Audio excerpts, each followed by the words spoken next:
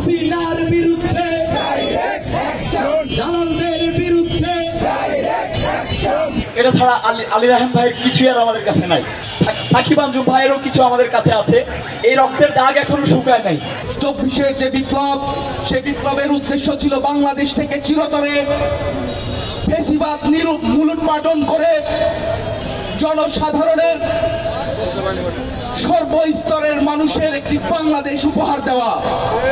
আমরা কি এখন পর্যন্ত দিতে পেরেছি? আমাদের সংগ্রাম কি এখনই কি থেমে যাবে? আমাদের সংগ্রাম চলবে যতদিন না পর্যন্ত এই বাংলাদেশ জনসাধারণের বাংলাদেশ গড়ে উঠবে না।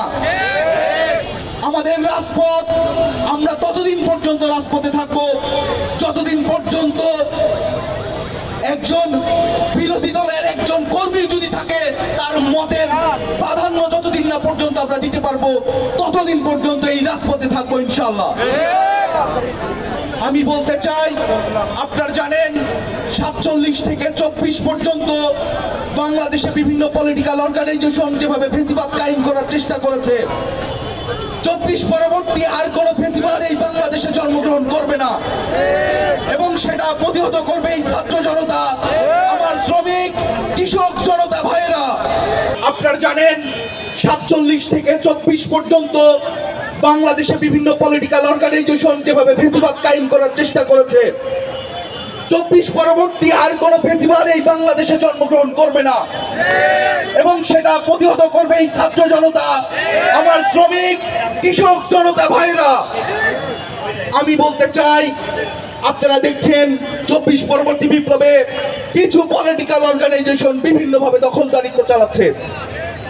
দেশের ক্ষমতা কি তারা নিয়েছে? দেশের ক্ষমতাই কারা? ছাত্র জনতা এই দেশের ক্ষমতায় আছে। আপনারা যে যার জায়গা থেকে প্রতিবাদ করবেন। বাংলাদেশে কোনো অন্যায় চলবে না, কোনো অবিচার চলবে না। বাংলাদেশ হবে আইনের শাসনে চলবে। বাংলাদেশ হবে স্বচ্ছ এবং জবাবদিহিমূলক বাংলাদেশ।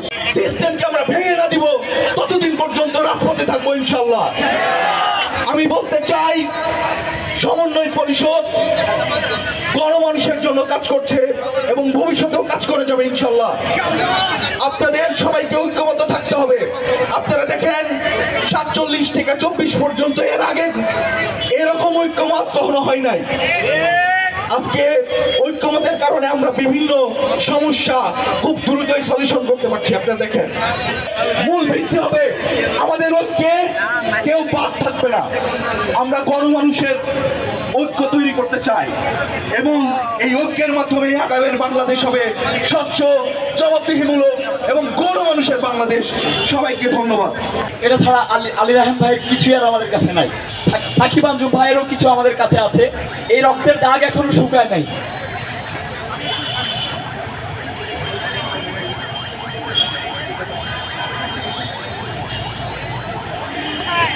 সমন্বয়কদেরকে বাঁচানোর জন্য, বোনদেরকে বাঁচানোর জন্য, স্যারদেরকে বাঁচানোর জন্য, সামনে যারা থাকবে তাদেরকে বাঁচানোর জন্য এই জীবনটা দেয়া, আমার চোখের সামনে লুটায় পড়া। এখানে আমার কিছু ভাই আছে যারা ভাই গুলি খেয়ে পড়ে যাওয়ার পরে তারা হাসপাতালে নিয়ে গিয়েছিল। আমাদের সাকিব আঞ্জুম ভাইয়েরও করুণ পরিণতি। 1 ঘন্টা ধরে একটা বাড়ির ভিতরে আটকে রেখেছে, তাকে হাসপাতালে পর্যন্ত নিয়ে যেতে দেয় নাই। তীব্র রক্তক্ষরণে আমার ভাইয়ের মৃত্যু হয়েছে। এই রক্তের ইতিহাস, রাজশাহীবাসী এই রক্তের ইতিহাস ভুলে যায় না। ঢাকা শহরে দেখলাম, এটা অত্যন্ত কষ্টের কথা, ঢাকা শহরে এই সাকিব আঞ্জুমের কোনো ইতিহাস নাই, ঢাকা শহরে এই আলী রায়হানের কোনো ইতিহাস নাই। অন্ততপক্ষে রাজশাহীবাসী এই 2 জন শহীদের রক্ত জীবনে ভুলে যান না। আপনারা প্রত্যেকটা দেয়ালে দেয়ালে যতটা সম্ভব তাদেরকে মনে রাখার চেষ্টা করেন, তাদের কথা দিয়ে, তাদের কাজ দিয়ে আপনারা মনে রাখার চেষ্টা করবেন। আপনাদের তাদের কি মনে রাখতে হবে সেটা আমি ইনশাআল্লাহ আপনাদেরকে বলে দিব। আমরা এই সবাই বলে দিব, তাদেরকে আমরা খুব ভালো করে চিনি তারা কিভাবে কাজ করেছেন। আমাদের সাকিব আঞ্জুম ভাই, তিনি কিন্তু বিবাহিত ছিলেন, তার 3 বছরের বিবাহিত ছিলেন তিনি, তারপরেও জীবনের পরোয়া না করে তিনি আমাদের জন্য জীবন দিয়ে গেছেন।